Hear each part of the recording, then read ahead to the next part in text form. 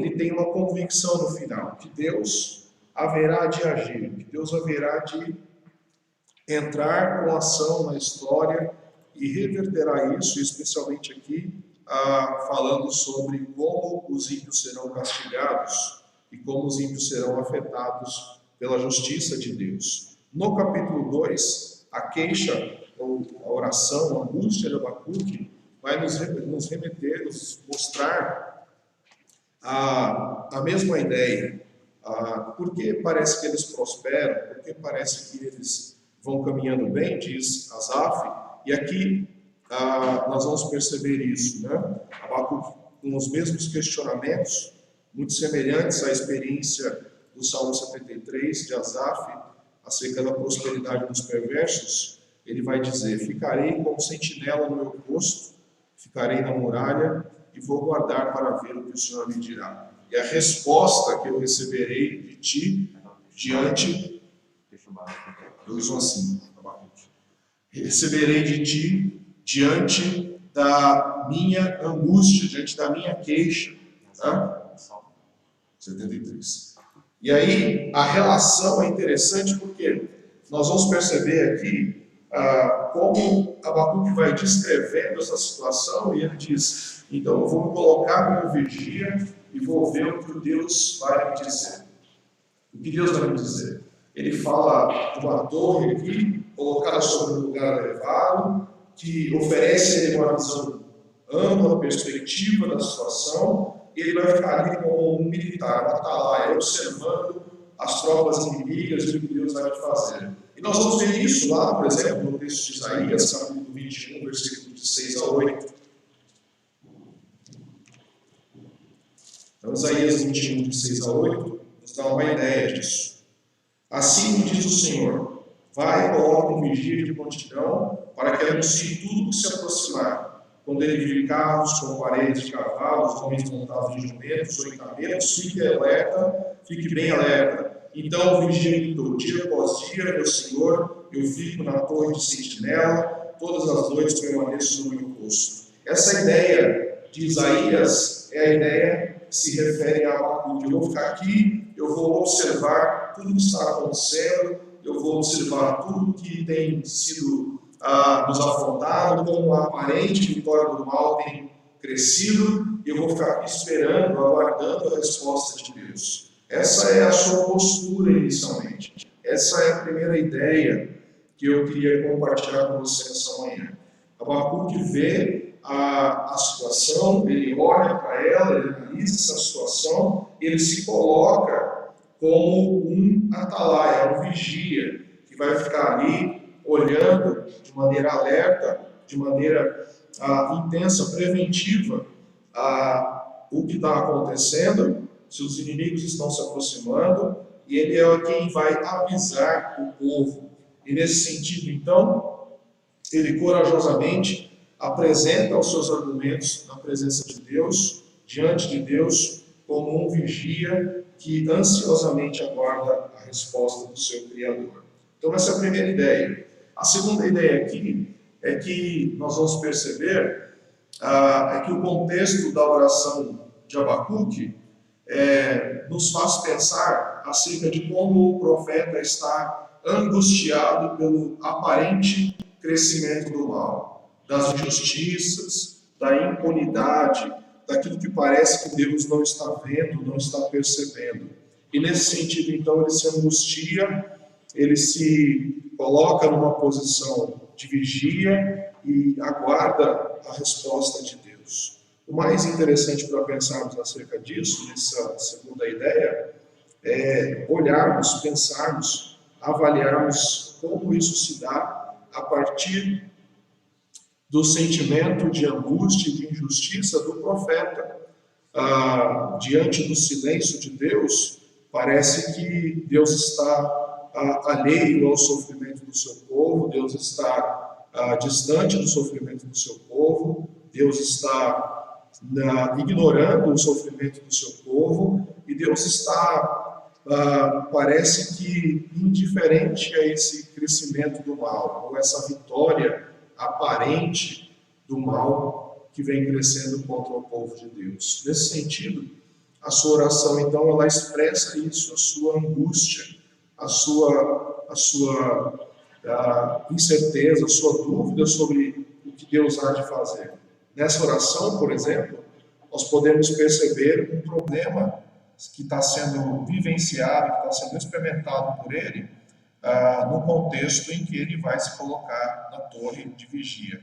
Para ouvir o que Deus tem a dizer, ele procura um lugar onde ele possa esperar pela resposta. E nesse sentido, então, ele está usando aqui uma linguagem simbólica para descrever a sua ação diante da ação de Deus ou diante daquilo que ele espera que Deus faça, né? Importante para nós pensar nisso aqui da seguinte maneira: quando o problema surge, ele está angustiado, ele está preocupado, ele está desejoso por ouvir a resposta de Deus diante da sua indagação. Eu vou ficar aqui, Senhor, na torre, e vou me colocar aqui nessa fortaleza e vou vigiar para ver se o Senhor me dá uma resposta e se eu terei resposta à minha queixa. E nesse sentido, então, ele estaria aguardando de maneira angustiante a resposta de Deus, em quem ele sabe, com toda certeza, como profeta, como alguém que amava a Deus, que Deus haveria de respondê-lo. Mas a sua indagação nesse instante é uma indagação de angústia, de preocupação. Ele vai questionar a Deus nesse momento e pondo aqui a sua indagação, a sua angústia, dizendo: parece que o Senhor não está vendo, que eles estão prosperando, que eles estão vencendo, eles estão nos humilhando, e o Senhor não tem feito nada. Essa é uma questão importante na visão de Abacuque. Por isso ele então se propõe a colocar na torre de vigia e a se colocar sobre a fortaleza e ver então o que Deus há de responder. Essa é a nossa segunda ideia. A terceira ideia aqui é o que Abacuque fez por alguns instantes diante dessa angústia. Ou seja, é interessante a gente pensar aqui que há um lamento, que há uma indagação, que há uma dúvida, que há circunstâncias que levam Abacuque a perguntar a Deus: o Senhor não há de fazer nada, o Senhor não fará nada, o Senhor vai deixar que tudo isso continue avançando, que essa vitória se concretize cada vez mais diante do sofrimento do seu povo. E aí ele percebe aqui uma questão importante nisso. Ele, por um instante, ao dizer que vai tomar posição na torre e se colocar na fortaleza e ficar ali como vigia, esperando que Deus o responderá, ele vai nos dar uma lição importante acerca disso nessa terceira ideia aqui, que é esquecer-se por alguns instantes que ele está enfrentando grandes questionamentos, grande angústia, grande sofrimento, e voltar-se para Deus. Ele vai orar, ele olha todo o quadro, ele olha toda a situação, e a resposta dele diante de toda essa situação, mesmo que indagando a Deus, questionando a Deus, esperando uma resposta da parte de Deus, ele se volta. É claro que essa é uma relação de Abacuque com o seu Criador, e ela expressa a sua intimidade com Deus, a sua fé com Deus, o seu genuíno conhecimento que ele tem de Deus.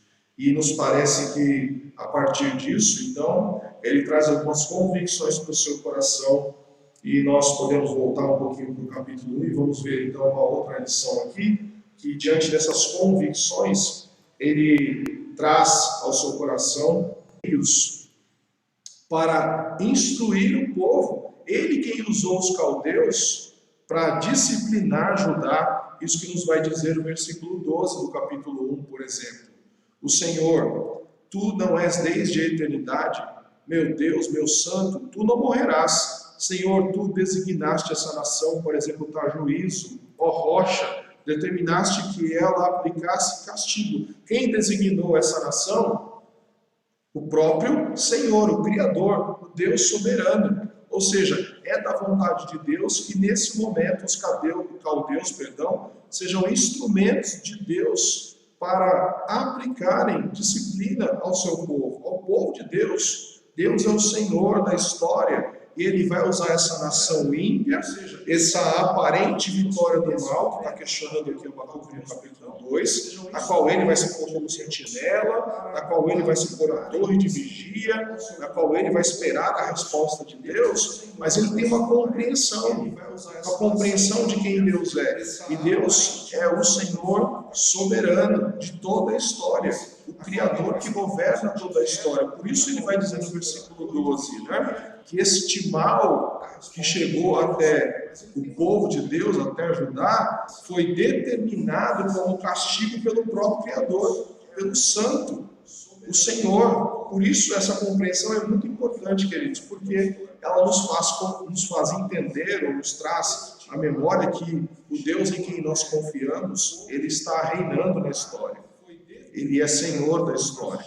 E ele usa o meio que ele quiser, nesse caso aqui, para ensinar a Abacuque, o povo de Deus, é um meio de disciplina para que o povo possa se arrepender e reconhecer a fidelidade do Senhor, amar a Deus, reconhecer os seus pecados. Mas Abacuque traz para nós aqui uma concepção importantíssima nesse conhecimento que ele tem de Deus. Ele diz para nós, nessa quarta lição que a gente está conversando aqui, essa quarta ideia, de que Deus é soberano e ele governa a história da maneira como ele quiser, ele faz tudo como lhe apraz. Ou seja, os babilônicos, uma nação cruel e impetuosa, estão indo em direção ao povo de Deus para então que o povo de Deus seja alvo da disciplina, da ação de Deus. O Senhor designou uma nação para executar juízo. Ó rocha, determinaste que ela aplicasse castigo. Isso é importante para nós pensarmos. Bom? Então Deus é o Senhor da história.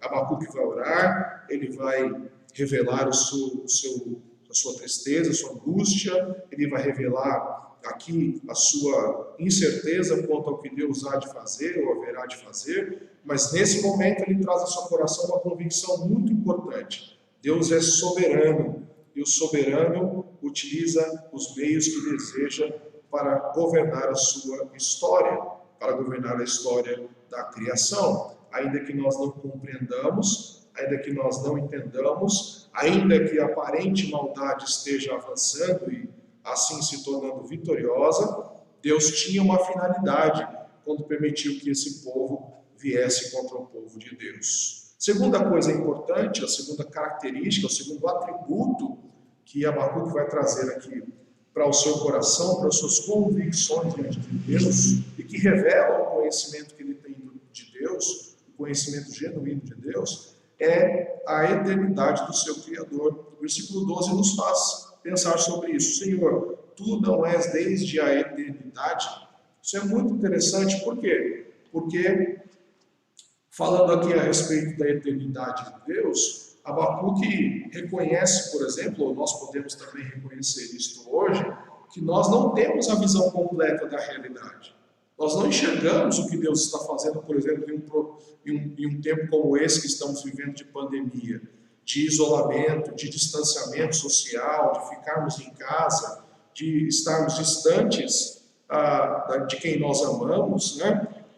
Essa semana, por exemplo, né, nós teremos aí o Dia das Mães, nós vamos ter que ficar longe, vamos ter que, muitos de nós que não estamos cuidando das nossas mães, e temos ainda o privilégio de tê-las, nós estamos distantes. Como nós vamos lidar com essa situação? Nós não conseguimos entender a realidade. Talvez nos frustremos porque estamos distante dela, talvez nos frustremos porque estamos distante de quem amamos, mas o que Abacuque nos faz pensar aqui acerca disso é: Deus é eterno, Ele sempre existiu, Deus sempre Deus é Senhor de todas as coisas, e na sua eternidade eu preciso compreender que diante dele a minha visão é limitada. Eu não sei o que ele está fazendo, qual é o propósito dele permitir que nós vivamos uma situação como esta, mas queiramos e peçamos a Deus que ele nos ensine sobre situações importantes que estamos vivendo, ou seja, que ele traga para nós lições importantes como esta, de afastamento, de isolamento social, de pandemia, que nós possamos conhecer mais a Deus, que nós possamos ter mais conhecimento de quem Deus é, da sua grandeza, e ao mesmo tempo, entes queridos, pessoas foram perdendo, algumas perderam pessoas que amaram nessa situação, pessoas morrem. No Brasil, nós estamos vendo o avanço disso de maneira apressada, urgente. O gráfico só tem aumentado, as pessoas estão morrendo, e nós temos visto aí matérias extremamente chocantes, né? Extremamente tristes, profundamente tristes, quando nós vemos pessoas sendo enterradas em valas juntas, e você não podendo, por exemplo, estar diante daquele ente querido que perdeu. E aí nós questionamos, por exemplo, por que o Senhor está permitindo que isso aconteça?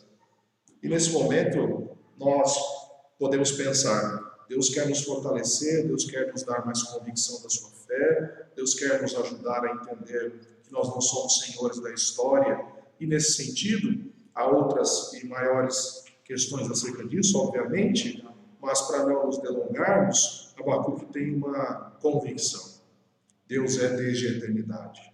Ou seja, a minha visão diante de Deus é limitada, ela é temporal, ela é imperfeita, mas Deus sabe quais são os seus propósitos, e os seus propósitos são eternos, são sempre eternos. Deus sabe aonde quer nos conduzir, Deus sabe aonde Ele quer nos levar. Deus não está limitado à nossa percepção de vida nesse mundo, de realidade existencial.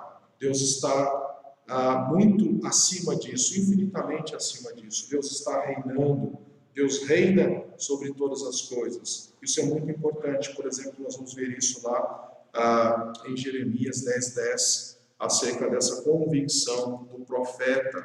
Jeremias 10, versículo 10, vai nos mostrar a convicção do profeta sobre essa eternidade, sobre um Senhor que é desde sempre e que está muito acima de nós. Olha o que nos diz o verso: mas o Senhor é Deus verdadeiro, Ele é o Deus vivo e eterno. Quando Ele se ira, a terra treme, as nações não podem suportar o seu furor. Ou seja, Jeremias faz aqui uma comparação entre o Criador e os ídolos, e ele fala algo precioso no versículo 10. Deus é o único Senhor, o Deus vivo e verdadeiro, e Ele é quem? Ele é o Rei eterno, aquele que está reinando sobre todas as coisas. E aí, nessa convicção de Jeremias, ou diante da convicção de Abacuque, nós podemos ter uma certeza, queridos: o Senhor está reinando, governando a história, e Ele a governa porque Ele existe, Ele subsiste desde a eternidade. Ele é o Senhor da história, Deus é eterno. Diante da minha visão limitada, pecaminosa, afetada pela queda, há coisas que eu não compreendo e não entendo agora, e pela graça de Deus posso compreender depois, como Abacuque termina o seu livro, fazendo uma declaração de fé, dizendo: ainda que eu não entenda, eu confio no Senhor e espero pelo Senhor. Bom, ainda no capítulo 1, versículo 12, ele vai aqui também nos mostrar uma outra característica do Deus em quem ele deposita a sua confiança. Ele vai dizer assim: o Senhor é desde a eternidade, e o Senhor é o meu santo. Tu não morrerás, Senhor. Tu designaste a nação para executar juízo, ó rocha minha, e determinaste que ela aplicasse castigo. Ou seja, Deus é um Deus que sempre existiu. Deus é um Deus que sempre existiu. Por isso, a ideia aqui de Yahvé, o Senhor. Né? Deus é um Deus que sempre existiu diante de sua criação. Deus é aquele que não depende de ninguém, que não depende de nada. Ele é o eu sou de Êxodo 3,14, quando Moisés perguntou para Deus: quem eu vou dizer a eles, a Faraó, que tu és? Ele diz: diga que o eu sou te enviou. É este Deus que sempre existiu, que é desde a eternidade, que é o soberano Senhor da história, que reina sobre tudo e todos, que está trazendo ao coração de Abacuque a convicção do seu senhorio. Outra questão importante, ainda no versículo 12, é que ele vai dizer que este Deus é santo. Meu Deus, o santo, tu não morrerás. Deus é santo. Obviamente, nós somos exortados pelo apóstolo Paulo a que vivamos de maneira santa, nós somos exortados a viver de maneira santa diante de Deus, mas Deus é santo e reto, Deus é perfeito, não há nada em Deus que seja diferente disso. Deus é santo e Ele requer de nós que nós também sejamos santos. É isso que nos diz a primeira carta de Pedro, capítulo 1, versículo 16. Sejam santos, porque eu, Senhor, sou santo. E é nessa descrição que o profeta Abacuque vai se ater, vai se apegar na convicção dos atributos de Deus. Isso é importante, queridos. No momento de dificuldade, no momento tenebroso, em momentos difíceis como esses que estamos enfrentando, é importante trazer à nossa memória, ao nosso coração, quem Deus é, quais são os seus atributos, para que nós possamos repousar confiantemente na sua soberania, no seu senhorio, no seu governo. Embora não entendamos, embora não compreendamos, embora não tenhamos uma visão clara a respeito do que Ele está fazendo e por que Ele está permitindo toda essa dificuldade sobre nós, obviamente, o mundo afetado pelo pecado é um mundo que traz sofrimentos, né? Jesus disse que esse mundo é um mundo de aflição, mas nós somos convidados por Abacuque para que nós tragamos ao nosso coração a quem nós estamos servindo, algumas das qualidades, os atributos de Deus, né? A rocha eterna.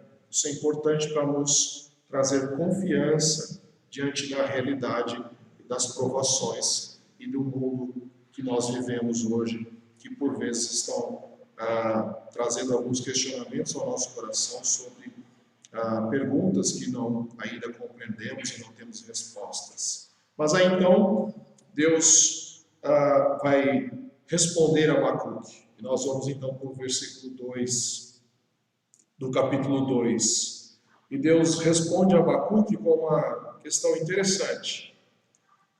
No capítulo 2, versículo 1, ele ora, ele vai se pôr na brecha, ele vai aguardar uma resposta, ele vai ver o que o Senhor lhe dirá. Enquanto o Senhor, ele aguarda a resposta do Senhor à sua queixa, ele está lá na torre de vigia como sentinela no seu posto, esperando essa resposta. E no versículo 2, Deus responde a Abacuque. Então o Senhor me respondeu: escreva claramente a visão em tábuas, para que se leia facilmente. É interessante a gente pensar nisso como resposta da parte de Deus, porque Deus vai dizer a Abacuque algo precioso aqui. Deus vai dizer para Abacuque escrever numa tábua algo que aqui tem a ideia de ser público, para que todas as pessoas pudessem ver, para que ele também pudesse ver essa resposta. Ou seja, o texto aqui nos faz pensar acerca de algo precioso. A mensagem não é apenas para o profeta, a mensagem não é apenas para o líder do povo, a mensagem é também para o povo. Ou seja, era para que ele pudesse ouvir, compreender, escrever e passar lá adiante. É importante isso, queridos. Ele tem uma resposta de Deus inicialmente dizendo assim: escreva a visão que vou lhe dizer.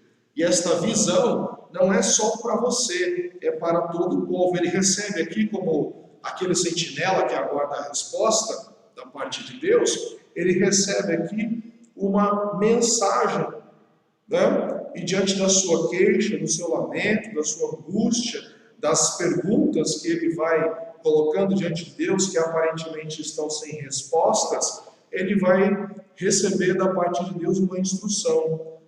Escreva em tábuas a visão claramente que vou te dizer, para que se leia facilmente. Eu estou usando aqui NVI, tá bom? Me perdoe, inicialmente acabei não falando sobre isso. Eu gosto dessa tradução aqui no texto. Olha só, então o que o Senhor responde? Escreve a visão claramente para que se leia facilmente, para que as pessoas possam ver, para que elas possam ler. Então a mensagem inicialmente, ela não tem só o objetivo de atingir o profeta, ela também tem o objetivo de mostrar a vontade de Deus para o povo de Judá. Isso é importante, isso é precioso para nós. Nós temos que ter isso em mente. A visão que Deus vai transmitir a ele é para que ele transmita ao povo. Vamos adiante, no versículo 3, ele vai dizer então: pois a visão aguarda um tempo designado, ela fala do fim e não falhará. Ainda que demore, espere, porque ela certamente virá e não se atrasará. Muito interessante a gente pensar nisso, porque Deus vai nos trazer aqui uma lição preciosa através da instrução que ele passa ao profeta inicialmente. Coloca o que eu vou te dizer de maneira clara e fácil para que todos compreendam a minha vontade. E a visão que você precisa ter, Abacuque, da história, do que eu estou fazendo, não é a sua visão limitada, distorcida, imperfeita, mas tenta compreender aqui a visão que eu estou transmitindo a você, que é a minha visão. Já que você me reconhece como Senhor da história, como soberano, como aquele que reina, aquele que é santo, você precisa também depositar a sua confiança em mim. É isso que 2 Pedro, capítulo 3, versículo 3 vai nos dizer. Espera na resposta de Deus. Espera a resposta de Deus. E ele vai nos dizer aqui, o Senhor vai dizer isso para Abacuque: ainda que ela demore, ela virá, ela não se atrasará. O tempo de Deus é diferente do nosso, e ele, ao final de todas as coisas, ele vai conduzindo a história e o profeta e o povo a compreender a sua vontade. Deus age na história, ele mostra para Abacuque uma questão importante aqui: tem uma visão correta acerca do futuro. Não olhe apenas para as suas limitações, mas tente perceber o meu agir na história. Pela fé, o meu agir na história. E nesse sentido, então, Deus revela a sua fidelidade, diz que ele há de cumprir a sua palavra. É muito interessante isso. Ela vai chegar, e ainda que demore, ela vai vir, ela não se atrasará. Olha que interessante, isso é muito importante para a gente pensar aqui no capítulo 2. Pode ser que as situações que nós enfrentamos, de dificuldades, de lutas, de desânimo, de tristezas, angústias, de perguntas sem respostas, pode ser que haja uma aparente demora para nós. Já estamos há quase 2 meses vivendo uma experiência de isolamento social no Brasil, e a pergunta que talvez passe ao nosso coração, ou venha ao nosso coração nessa manhã é esta: quando isso vai passar? Quando é que vai passar? Quando é que nós vamos voltar às nossas atividades? Aliás, nesse sentido, as pessoas já estão angustiadas, né? A gente vai falar um pouco sobre isso hoje à noite. E por causa dessas angústias, dessas perguntas que aparentemente não têm resposta, nós estamos vendo uma sociedade retornando a algumas atividades, obviamente econômica, mas, fazendo uma analogia aqui, Deus está agindo na história, e é muito importante que nós saibamos confiar nele e esperar a sua resposta, porque ela certamente virá. E aí nos diz a tradução aqui, que eu gosto muito dessa ideia aqui: não se atrasará. Ou seja, nem sempre é simples lidar com a demora, né? Nós somos treinados por Deus quando Deus parece estar em silêncio, para que nós confiemos nessa aparente demora em responder às nossas orações. Isso é interessante, queridos. Por vezes nós somos levados por Deus a aprender a confiar, porque Deus demora em nos responder. Deus demora em nos dar uma resposta. Mas o que Deus quer que nós entendamos é que essa aparente demora, ela tem propósitos, e ela deve nos ensinar, enquanto nós aguardamos, usando aqui a ação do profeta lá do capítulo 2, versículo 1, enquanto nós aguardamos na torre e esperamos que Deus responda a nossa queixa, nós podemos aqui confiar em Deus. Mesmo que haja essa aparente demora, ela virá no tempo certo. A resposta virá no tempo certo. Ela não se atrasará. E nós precisamos confiar num Deus Criador. E, nesse sentido, nós precisamos compreender que o propósito de Deus sempre chega no momento certo. A palavra do profeta aqui diz, não se atrasará. Ela virá, ela não se atrasará, ela virá. Abacuque, então, vai ter algumas atitudes, para a gente caminhando aqui para a conclusão. Abacuque vai ter algumas atitudes. Primeira, na sua oração, ele se coloca na presença de Deus. Me colocarei diante de Deus como um sentinela e esperarei que ele responda a minha queixa. Diante disso, ele vai trazer aqui a seu coração, a sua memória, algumas das qualidades, melhor dizendo, dos atributos de Deus, e confiar que Deus responderá às suas questões, às suas angústias, às suas incertezas. Os problemas que o afligem e aflige o povo de Deus serão mostrados, revelados para ele acerca de como ele pode vivenciar a experiência de fé na presença de Deus. Como nos diz 1 Pedro 5,7, eu vou ler o versículo aqui para a gente.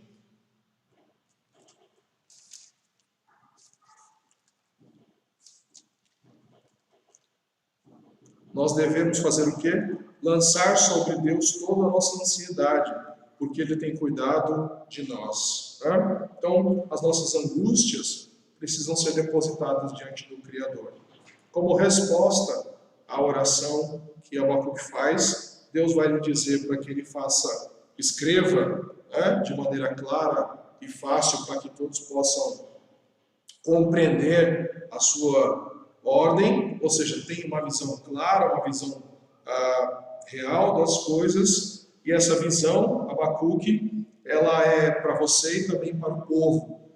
Escreva em tábuas para que se leia de maneira fácil ou facilmente. E dentro dessa visão, Deus restaura aqui algo importante, ou traz uma instrução importante para o coração dele, que ter uma compreensão correta das coisas. O tempo não é seu, é meu, mas a resposta virá, e ela virá no tempo de Deus. E essa aparente demora que por vezes me angustia, e angustia a você, tem propósitos do nosso Criador eternos para nós. Deus quer nos ensinar com essa aparente demora em nos responder. E aí, o que Abacuque faz? Ele está aguardando essa resposta.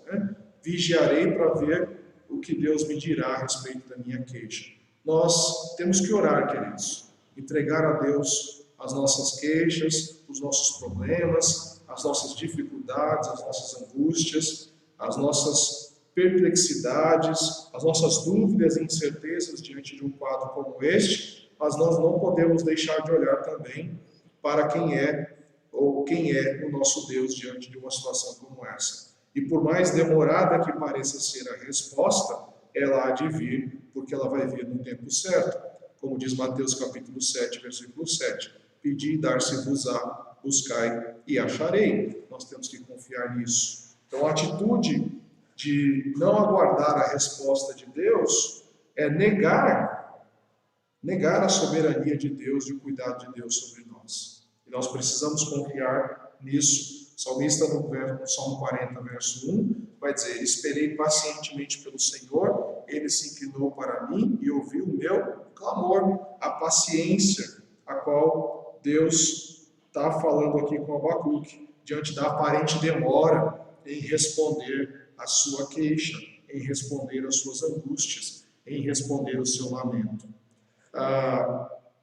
E aí então nós somos convidados a descansar em Deus e a colocar diante dele a nossa ansiedade, a colocar diante dele a nossa dificuldade, a nossa incerteza, e esperar que ele nos responda e nos atenda.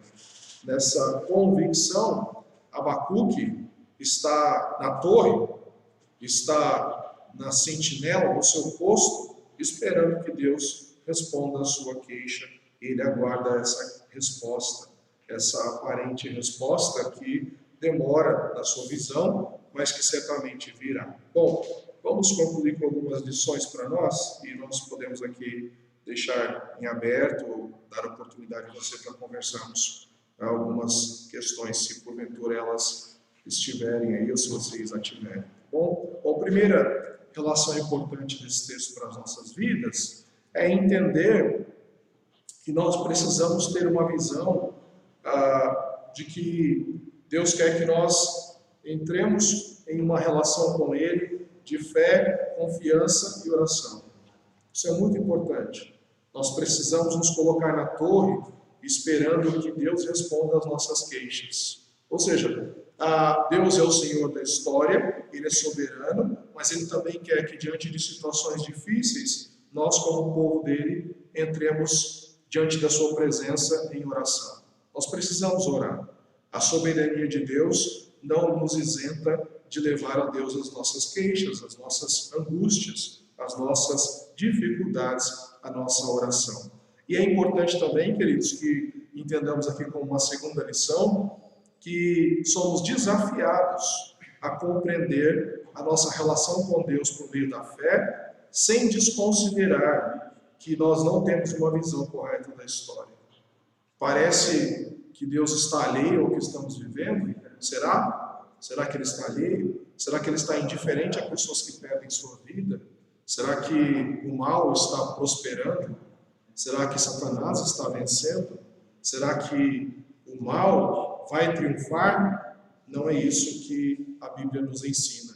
A Bíblia nos ensina que, diante da aparente vitória do mal, Deus, como Senhor da história, está governando a história e no seu tempo, diante da sua grandeza, do seu senhorio, do seu poder, da sua santidade, Ele há de nos dar respostas e há de nos trazer de novo a um tempo de refrigério e de calmaria. A terceira lição que nós podemos compreender acerca desse texto nessa manhã é a seguinte: nós precisamos, no momento difícil das nossas vidas, momento que estamos enfrentando como este, de incertezas em vários níveis da nossa vida, profissional, financeiro, em relação aos nossos sentimentos, em relação às nossas emoções, nós precisamos compreender, queridos, que é importante que nós tragamos ao nosso coração, nós nos lembremos de quem Deus é.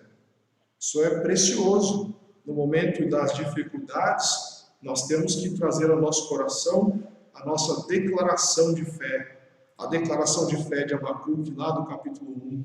A nossa declaração de fé, por exemplo, lembrando do senhorio de Deus, da sua soberania, da sua eternidade, da sua santidade, do seu governo, de que Deus não faz nada sem propósitos, e Ele está permitindo que nós estejamos diante de situações como estas, ou outras que possam vir, ou outras que já enfrentamos, que nós cresçamos, que nós aprendamos a depender dEle sem se esquecer de quem Ele é.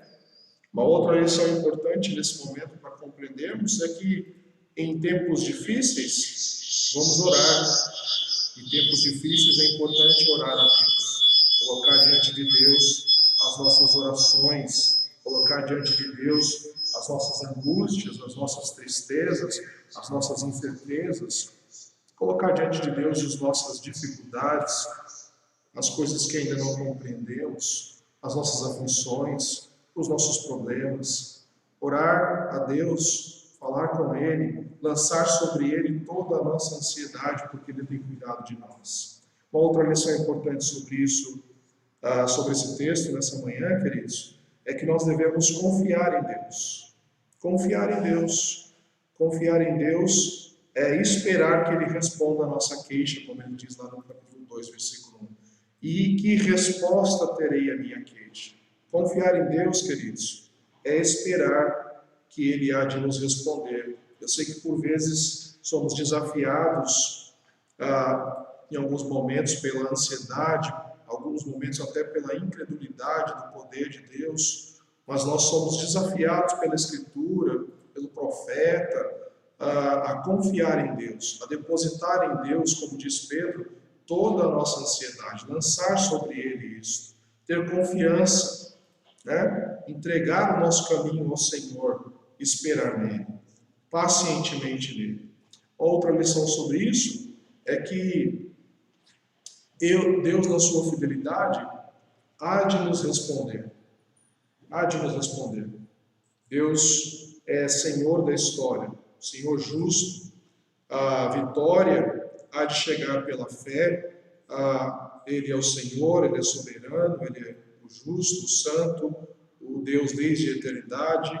Ele há de nos responder. Qual é o papel que nos cabe como servos de Deus, que por vezes é difícil para nós, pacientemente esperar que Deus nos responda, como diz o salmista do Salmo 40. Esperei pacientemente pelo Senhor, e Ele se inclinou para mim e ouviu a minha voz. Por último, viver pela fé é viver baseado nas promessas, ou melhor dizendo, na palavra de Deus. Toda a palavra de Deus inspirada é útil para nós. Significa que nós devemos confiar em Deus. Nós vivemos pela fé, nós andamos pela fé, nós caminhamos pela fé. Lá no capítulo 2, versículo 5 em diante, nós vamos ver que os caldeus, embora temporariamente fossem exaltados, eles seriam destruídos, enquanto o povo de Deus vai permanecer para sempre, enquanto o povo de Deus vive a confiança em Deus para sempre. Ou seja, Abacuque diz que o justo viverá pela sua fidelidade, o justo vive pela fé, e é pela fé que ele nos desafia a confiar em Deus. E o próprio livro depois vai nos mostrar que, embora aparentemente seja visto aqui um avanço, um crescimento, uma vitória do mal, a palavra de Deus vai nos dizer aqui no texto do livro de Abacuque que esses caldeus seriam destruídos. Muito embora aparentemente exaltados, aqui nesse instante, aparentemente vitoriosos, essa vitória e esse avanço do mal é temporário, porque o povo de Israel, o povo de Deus, permanece para sempre. Ou seja, nós devemos aqui compreender o versículo 4, que o justo vive pela sua fé, ele deposita a sua fé em Deus, ele confia em Deus, e portanto, para o crente, nós temos aqui um grande refrigério. Confiar em Deus, na sua soberania, é confiar no seu senhorio, é confiar na sua palavra, mas sobretudo, queridos, ser treinados, lapidados por Deus pela fé, implica em que nós depositemos nele a nossa confiança, ainda que as respostas aparentemente estejam demorando para chegar. Confie em Deus, confie na sua palavra, confie nas suas promessas, porque o justo, ele vive pela fé. O justo vive pela sua fé.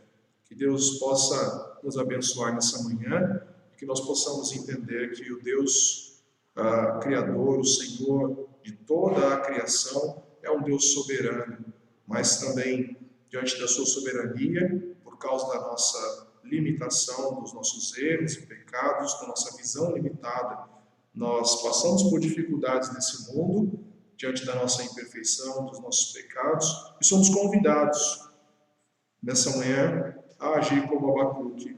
Não compreendemos o que o Senhor está fazendo, muitas vezes, mas vamos depositar nele a nossa fé, porque o justo vive da fé, e enquanto Deus não responde a minha queixa, eu espero como sentinela, aguardando o que ele me dirá. Deus nos abençoe, nós temos aqui um tempo precioso nesse sentido, para que sejamos instruídos e confortados pela grandeza, beleza e profundidade da sua palavra. Vamos orar? E aí você pode ter um tempo conosco, se você assim desejar. Obrigado, Deus, por nos trazer palavras esta manhã tão preciosas. Nós estamos diante do Senhor, Senhor, o Deus soberano, Criador de toda a terra, nosso Criador. Tu nos fizeste segundo a sua imagem e semelhança.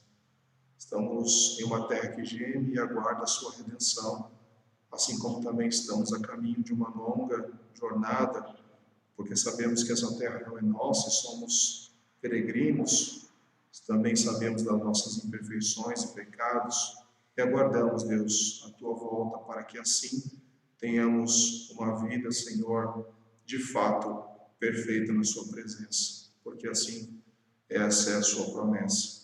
Nesse momento, Deus, de dificuldades, de situações que enfrentamos, somos convidados pelo profeta a colocar diante do Senhor as nossas queixas, não só em tempos de pandemia, mas em todo o tempo, em todas as adversidades, as dificuldades. Nós somos convidados a buscar o Senhor, a orar e a confiar na sua ação soberana. Que o Senhor possa nos abençoar, trazer conforto, esperança, possa fortalecer a nossa fé, dar-nos uma visão clara e real da Tua vontade, e que toda a aparente demora em nos responder seja um processo para que nós cresçamos em intimidade com o Senhor, fortaleçamos a nossa fé, as nossas convicções na Tua soberania, ó Deus. Que o Senhor também nos abençoe, Senhor, para que vivamos pela fé. Essa situação difícil, quaisquer outras que venhamos a enfrentar, Tu possas nos abençoar e nós possamos compreender que o justo vive pela fé, não pelo que ele vê ou pelo que ele enxerga, mas pela fé. Nós confiamos no Senhor, nas suas promessas e somos sustentados, ó Deus, por um Deus soberano e criador que governa a história. Nós queremos nessa manhã declarar a nossa dependência, a nossa limitação, a nossa ignorância diante dos Teus propósitos eternos, mas também, Senhor, de maneira humilde na Tua presença, declarar que queremos crescer em fé, em confiança, em esperança e em convicção das Suas promessas nas nossas vidas e na nossa igreja.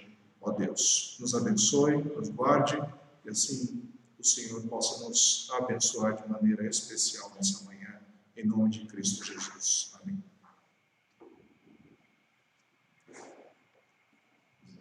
Os irmãos querem perguntar alguma coisa? Os irmãos que quiserem aí interagir, podem abrir os seus microfones aí e fazer as suas perguntas, tá bom? Fique à vontade.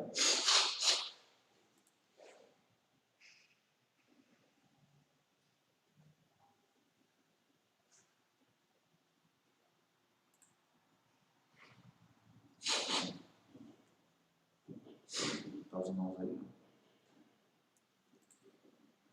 Fábio.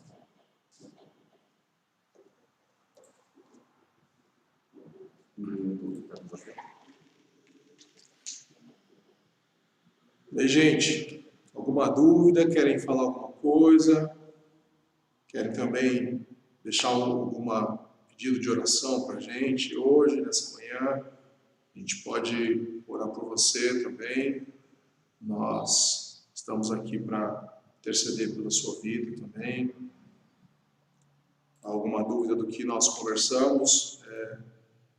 Sei que é estranho, né? Porque a gente vai falando aqui, vocês estão só ouvindo, mas estamos abertos para esclarecer alguma coisa que porventura ficou aí de dúvida. Bom dia, Marcelo. Tudo bem aí?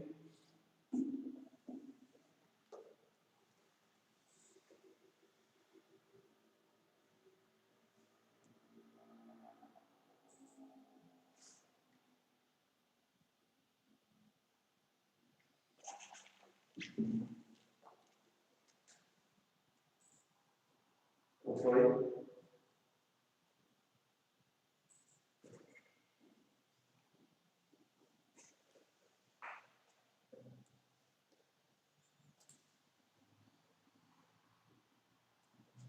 Para não cair.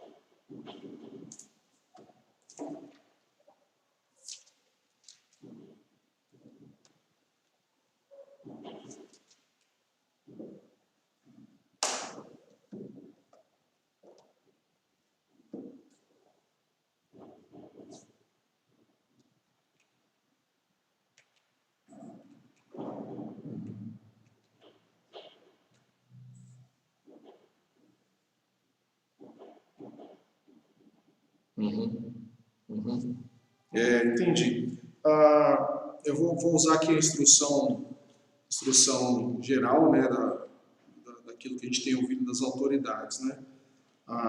Penso que é importante nós termos precauções, importante nós evitarmos de sair, de estarmos vivendo, por exemplo, com aglomerações, né, como você disse, a cidade cheia e tudo mais. À medida que isso é possível, nós devemos evitar. Eu acho que esse é um ponto importante, né? Para não parecer, queridos, que essa situação que estamos vivendo, ela é uma situação simples, não é? As pessoas estão perdendo a sua vida. Nós não podemos brincar com uma situação dessa, né? Nós não podemos deixar de tomar todas as precauções necessárias em prol de algo que Deus considera precioso, que é a vida. Ele é o autor da vida, Ele nos deu a vida. E nesse sentido, nós precisamos fazer aquilo que é da nossa parte, pensando sobre como nós podemos viver fazendo com que as pessoas não sejam alvos da nossa imprudência e ao mesmo tempo também não sendo alvo da imprudência de outros, né? Temos que nos preservar. Mas indo para a Escritura, o capítulo 11 de Hebreus, ele é o capítulo que ilustra bem a nossa relação de viver pela fé. Viver pela fé é algo que é precioso para nós, porque nós não vivemos por aquilo que enxergamos, e nesse sentido nós estamos ligados, é claro, à economia, a uma série de outras coisas que nos fazem perceber que a vida precisa de alguma forma continuar nesse mundo, mas nós não podemos nos ater a isso como um foco essencial diante das nossas preocupações, porque senão elas tirarão de nós a perspectiva da fé. O que eu quero dizer é muito simples. Cuidado para não colocar o nosso coração na nossa vida econômica, nas situações financeiras, que são reais, são verdadeiras, para não se esquecer de que Deus cuida dos seus pela fé, pela nossa convicção. Agora, precisamos ser prudentes.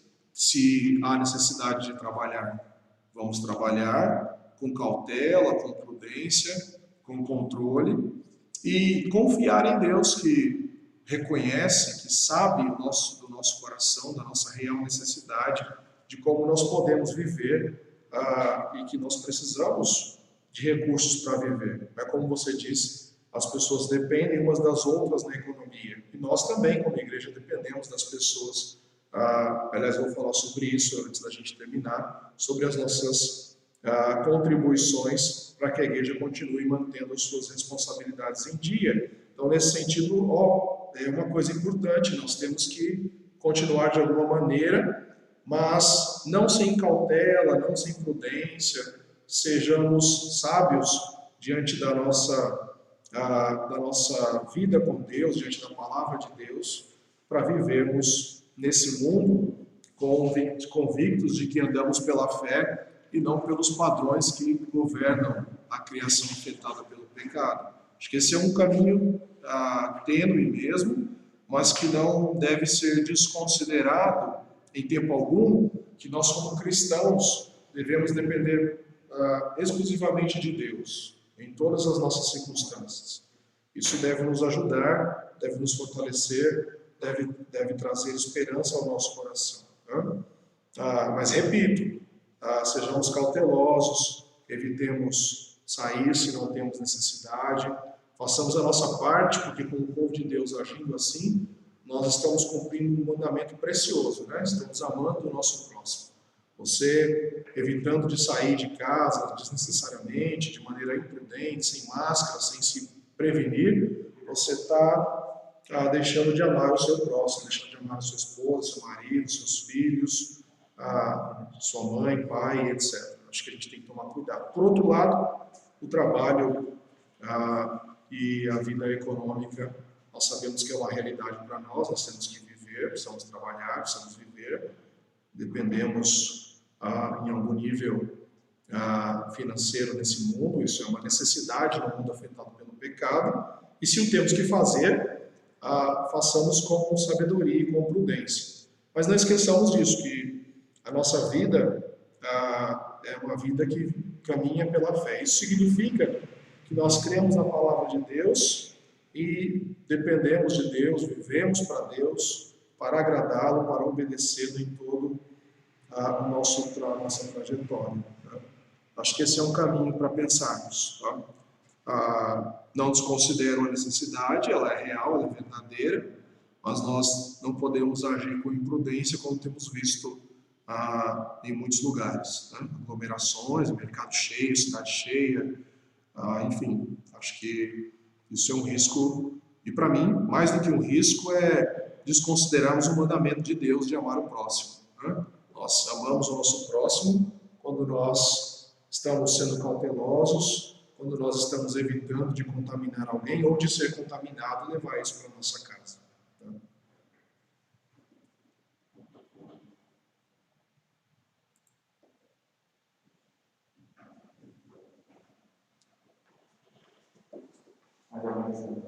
Mais alguém? Não sei se te ajudou aí, Maurício.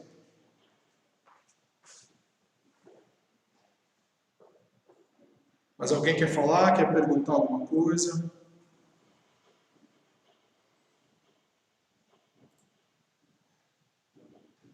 Ele está falando mais para o microfone.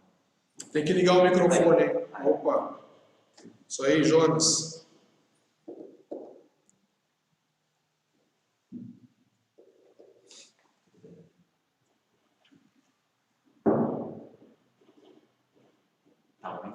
Não estou ouvindo. O Jonas está perguntando? Não estou ouvindo.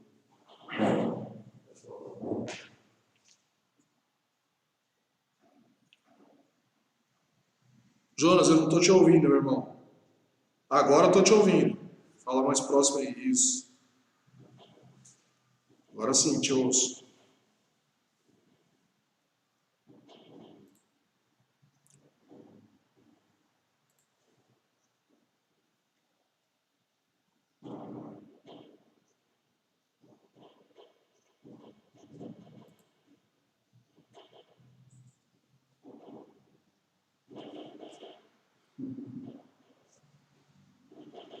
Não te ouço, Jonas. Vê aí. Não estou ouvindo ele não. Nada. Não estou te ouvindo, meu irmão.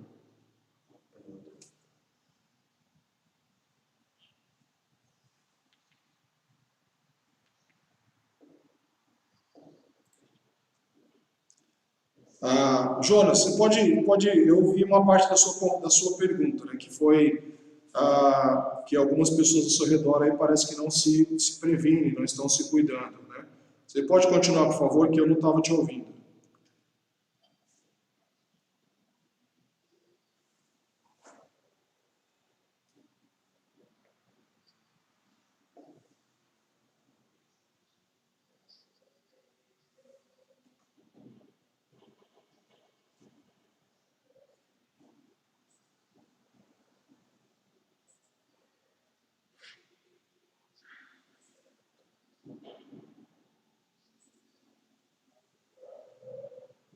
Uhum.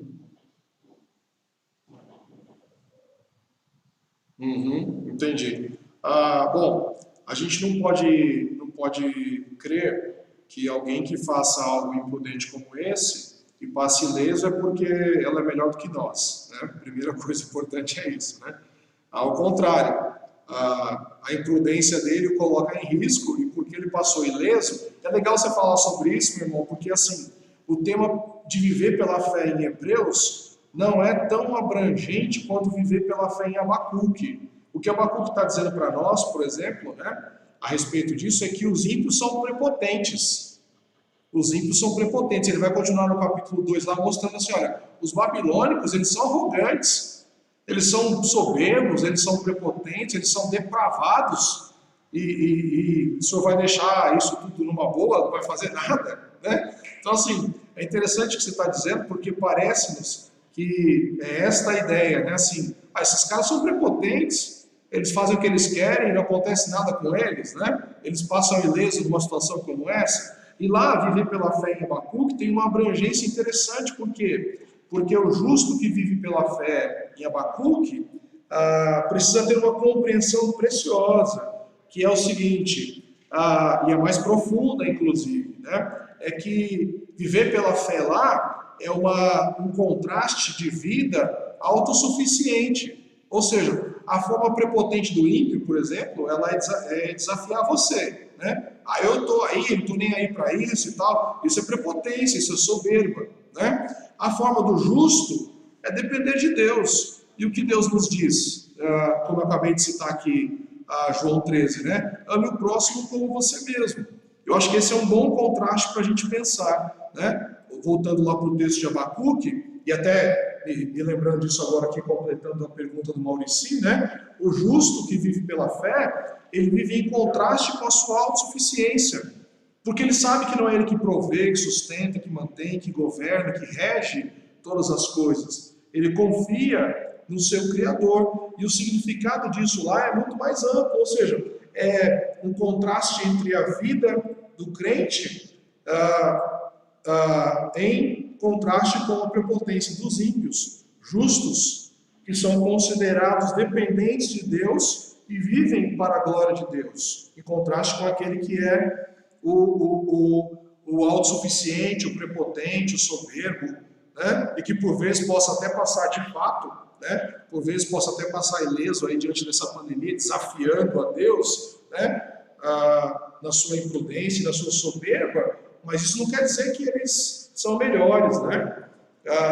Nós temos um exemplo disso lá em Daniel 4, quando a gente vê lá Nabucodonosor dizendo: venha ver a grande Babilônia que eu edifiquei. O que aconteceu com ele depois? Foi comer capim, né? Então a gente precisa lembrar disso, que possa ser aquilo que aparentemente parece que é melhor, uma postura melhor, na verdade é uma postura imprudente, uma postura prepotente, soberba. E esse contraste da prepotência, da soberba, da maneira como vivem os ímpios, é o justo que vive pela fé. Ele não é autossuficiente, ele caminha na presença de Deus, depende de Deus, confia em Deus, faz os mandamentos de Deus serem a sua vida. Então aí, para eu concluir a minha ideia, Jonas, acho que a gente pode pensar nessa linha da seguinte maneira, né? Em contraste com a vida do ímpio, e da sua prepotência, da sua autossuficiência, da sua soberba, eu dependo de Deus. E Deus me instrui a amar as pessoas de uma forma importante agora de amor, precaver-se, cuidar e evitar que nós sejamos imprudentes, para que outras pessoas não se contaminem ou para que tais pessoas venham a nos contaminar com esse tipo de situação, com esse tipo de enfermidade, né? Especialmente agora nessa pandemia, obviamente, mas em outras circunstâncias também se aplica essa visão do justo viver pela fé, né? O justo que vive pela fé, por exemplo, né, na questão econômica, não vive na sua autossuficiência, como nós pensamos aqui, como bem colocou o Maurici, né? Nós precisamos compreender, isso é fundamental, que não somos nós os senhores que provêm as nossas casas. Nós não provemos o nosso lar. Deus abençoa o trabalho das nossas mãos, Salmo 127, né? O trabalho das nossas mãos comeremos, né? É Deus abençoando o trabalho da nossa mão, é Deus cuidando de nós. Agora, o prepotente, o autossuficiente, como os ímpios agem, vamos usar essa linguagem, né, que eu não gosto muito, mas para fazer distinção entre povo de Deus e não povo. É isso, é que eles agem à sua maneira, agem de acordo com a sua vontade, né? De acordo com a sua autonomia. Mas os justos que vivem pela fé, vivem em contraste com esse estilo de vida, né? Uma contracultura sem dúvida, e são considerados dependentes de Deus e lutam para viver em fidelidade a Deus, né? Eu acho que esse é o caminho para pensarmos, né? Pastor, Oi. aproveitar essa pergunta dos Jonas, agora você lembrou aqui que Salmo 37 ele fala muito sobre a do ímpio e do justo, ações contínuas, né, ao longo dos 37 dias. Então ele começa a fazer nossa cabeça.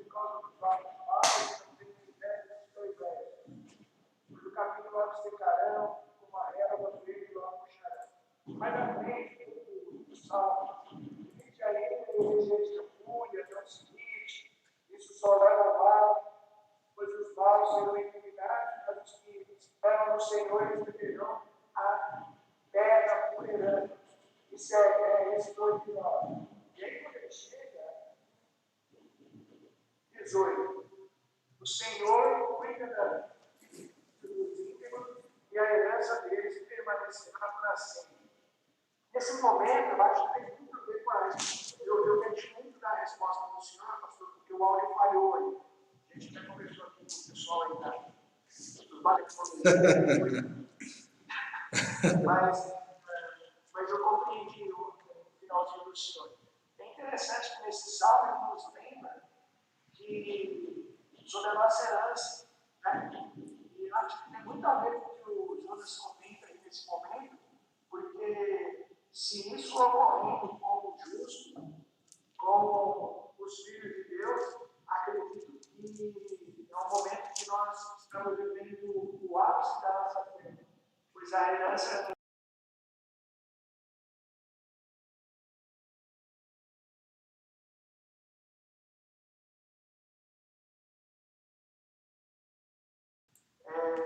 a Bíblia nos fala claramente, e às vezes até nos dói, porque às vezes são pessoas queridas nossas, mas a gente sabe que infelizmente isso vai ocorrer. Isso. É importante a gente pensar aqui nesse processo. Vamos completar lá a ideia do Jonas, bem lembrado aí, você me ajudou a lembrar de uma coisa que eu acabei não falando.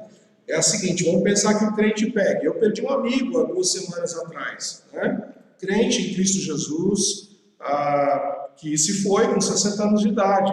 E a gente fica, por que ele foi? Né? Por que ele morreu? A pergunta que no nosso coração passa é aquilo que o Jonas falou. O cara não pega, o cara é ímpio, e a gente, né? Na soberania de Deus, voltando lá para o texto de Abacuque, parece que o mal vai prevalecer. Parece que o mal vai prevalecer e que em algum nível, até é interessante pensar nisso, que o mal, o Satanás, ele está vencendo a batalha, mas não está. Né? A nossa herança, como você citou aí, não é esta. Nós temos uma outra herança. E Abacuque vai continuar lá, eu me ativo só aos versículos iniciais, mas ele vai continuar mostrando isso, que a arrogância dos caldeus da Babilônia, a sua riqueza, a sua confiança nessas coisas todas, seriam destruídas. Mas o povo de Deus, o Senhor, manteria, cuidaria do seu povo. Né? E aí, às vezes, é lógico, não podemos aqui desconsiderar isso, né? Morre o crente, morre o ímpio. Não temos, como diz Eclesiastes, todo mundo morre, o rico, o pobre, essa pandemia pegou todo mundo. Agora, nós não podemos considerar que o fato de um crente falecer, se porventura isso vier a acontecer, como está acontecendo, né? Contraindo essa gripe, contraindo esse vírus, que isso fugiu do controle de Deus, né? Deus tem os seus propósitos, né? Lembra lá, Deus tem os seus propósitos, Ele é Senhor, Ele é soberano. E por mais que nos doa, por mais que nós sintamos essa dificuldade e porventura venhamos a perder pessoas que amamos, não podemos esquecer que Deus é o Senhor da história. Agora, o que é mais importante, e aí eu gosto de pensar muito nessa relação da soberania de Deus e da nossa vida de viver pela fé, não é quanto tempo nós vivemos, né? É como nós vivemos, isso é mais importante. E o crente que vive pela fé, ele se precavê, ele se acautela, ele se cuida, mas se porventura isso vier a nos acometer, nós confiamos em Deus, né? Nós dependemos dele, nós somos servos dele e estamos debaixo da sua vontade e os propósitos dele são eternos, né? Ele sabe quem são as pessoas que professam amá-lo e que perderão a sua vida e que já perderam a sua vida. Mas, queridos, a nossa pátria nos aguarda. É lá que a gente vai viver uma vida diferente. E essa é a nossa esperança. E voltando para o texto de Abacuque vai dizer isso, olha, eles são arrogantes, eles são soberbos, parece que eles estão vivendo melhor do que nós, ou voltando lá para o Salmo 73, Asaf vai dizer, eles estão sempre sorrindo, né? eles têm uma vida boa, os caras prosperam, vivem bem, estão ricos, parece que não tem nenhum problema. E nós, Senhor? Aí Deus vai mostrar para Abacuque que esse povo que ele levantou para disciplinar o seu povo será destruído, mas o povo de Deus permanecerá para sempre. Ou indo lá para o Salmo 73, né? Deus mostra o final dos ímpios para Asaf, e Asaf conclui o Salmo dizendo: eu confio no Senhor, no seu cuidado, na sua soberania, no Senhor que reina. Olha só que interessante, ó. O meu coração, o meu corpo e o meu coração podem fraquejar, mas Deus é a força do meu coração e a minha herança para sempre. A minha herança para sempre. Tá? Ou seja, há uma convicção aqui, uma declaração de fé da parte de Asaf, como também haverá aqui uma expressão de declaração de fé da parte de Abacuque, sendo instruído por Deus a olhar e dizer assim: olha, os caldeus, os babilônicos vão passar, mas vocês não, vocês são o meu povo permanece para sempre. Tá? É importante que tenhamos isso em mente. Tá? Eu sei que parece injusto, né? O ímpio que desafia Deus passa ileso e o crente que se previne fica doente, mas nós não podemos esquecer que Deus, na sua soberania, está governando a nossa história e a história de todos nós. E cabe a nós fazer como Abacuque, né? Vamos nos colocar na torre, esperando que ele responda a nossa queixa. E se porventura algumas das nossas queixas não ficarem claras, lembremos-nos de algo precioso, né? O justo vive pela fé. Ele vive na dependência de Deus, na confiança de Deus, não na sua prepotência ou na sua autossuficiência. Né? Importante isso. Né?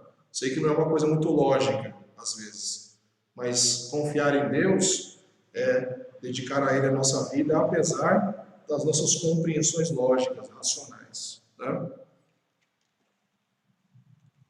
Mais alguém? Querem continuar? Querem falar, perguntar? Oi, Líria.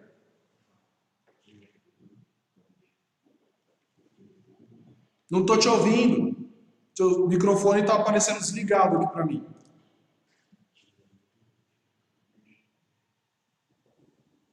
Nós não estamos te ouvindo, Líria. Faz assim, cara. Líria, seu microfone está desligado.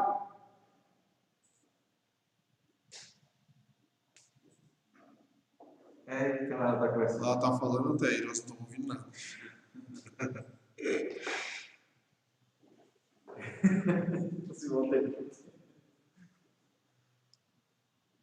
Liga o microfone. Jonas. Agora sim. Não estou ouvindo nada, ué. Ai, gente, eu nunca vi que não tinha com a Filha, eu também só estou aqui porque tem uns caras bons aqui, viu? Flávio, Rui. Se fosse eu aqui, filha, você ia ver só o que ia dar. Graças a Deus pelos nossos irmãos, viu? Pastor, eu queria fazer uma pergunta. A gente tem ouvido algumas pessoas dando a opinião de que o que a gente está vivendo não tem nada a ver com disciplina, correção ou a ira de Deus para conosco, né? Não para conosco enquanto espíritos, mas como nação. E aí eu queria ter uma resposta do Senhor, porque quando a gente lê, por exemplo, vários textos, eu posso citar aqui, 42, que eu até postei no grupo ontem, que fala de Deus sobre aqueles que não fazem a vontade dele. Aí o Senhor entende que isso é uma manifestação da ira de Deus, ou é simplesmente um acontecimento isolado que não tem nada a ver com a ira de Deus? Entendi. Primeiro, Líria, nós não podemos desconsiderar que isso que nós vivemos é um efeito da queda. Eu vou falar um pouco sobre isso à noite, né, no sermão. Mas olha só, a nossa perspectiva sobre o sofrimento, sobre pandemia, sobre dificuldades, quaisquer que sejam, nós precisamos entender que ela parte do efeito da queda no mundo criado. Ou seja, quando o Paulo diz que em Romanos que que a nossa terra aguarda, gemendo a redenção, ela foi afetada, como nós também fomos, né? Eu não acredito que nós devamos desconsiderar disso. Agora, o que me parece para pensarmos será que realmente Deus não está mandando isso para nos ensinar como povo dele? Nós temos uma compreensão diferente, ou devemos ter uma compreensão um pouco diferente da história, né? Vamos pensar lá no texto de Abacuque que a gente conversou agora há pouco. Escreve de maneira fácil e clara o que eu vou te dizer. Entenda o que está acontecendo, compreenda o que eu vou te falar, né? Pensando nisso, eu não posso desconsiderar que tudo que acontece ao nosso redor, independente do que seja, Deus tem uma finalidade, Deus tem um propósito. E porque Ele é eterno, Ele usa os meios que lhe apraz para a gente poder vivenciar uma experiência de crescimento, de dependência e de fé. Eu acho que isso é muito importante. Nós não podemos desconsiderar isso. Agora, eu tenho ouvido muitas coisas que eu não acho que sejam boas. Por exemplo, a respeito de final de mundo, a respeito de escatologia, de sinais. Eu acho que isso nós já estamos vivendo já há muito tempo, isso não é novidade. Desde quando Jesus veio ao mundo, nós cremos assim, na teologia reformada, o reino já foi inaugurado. Nós já estamos aguardando a volta de Cristo. E todos os sinais que vivemos, pandemias, dificuldades econômicas e etc., são sinais da volta de Cristo para nós. Nós não temos que nos ater a um fato isolado, né? Olha só, a pandemia é uma referência ao texto tal. Eu não acho que isso seja bom, aliás, acho até perigoso, né, a gente olhar escatologicamente dessa maneira para as coisas. Mas é óbvio que nós estamos vivendo o fim do tempo. Nós estamos vivendo o final do tempo. Esses sinais, essas dificuldades apontam para a volta do nosso Criador. Ele está voltando, né? Ele está vindo buscar o seu povo. Agora, eu não acho que seja uma questão somente de pensar assim, será que Deus está nos disciplinando?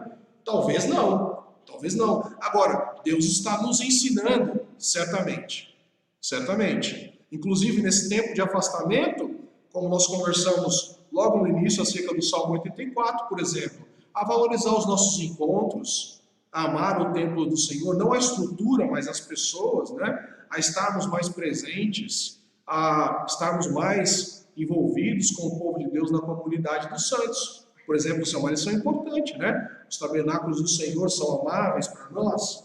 E aí, nesse sentido, nós somos convidados a refletir sobre isso. Uma outra coisa importante sobre isso é pensarmos no quanto as pessoas representam para nós, né?